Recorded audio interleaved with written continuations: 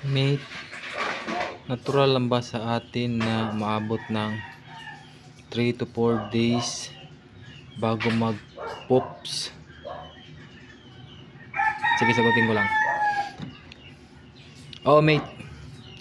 Natural lang sa atin yun, yung may acid ka na pag acidic ka kasi, mate. Natural lang sa atin yung nung napupupo tayo ng umaabot ng minsan 2 araw, minsan 3, 4 na araw. Normal lang yun siya, mate. Kahit ako ganun ako, mate. Kasi bakit? Kasi konti-konti lang kasi yung kinakain natin eh. Dahil sa konti-konti lang yung kinakain natin, hindi agad napupuno yung kuha natin dun sa tiyan natin. Kaya medyo matagal yung kuha natin, medyo matagal tayo mag-poop. Kaya ganun siya. Kasi sa akin ganun ako.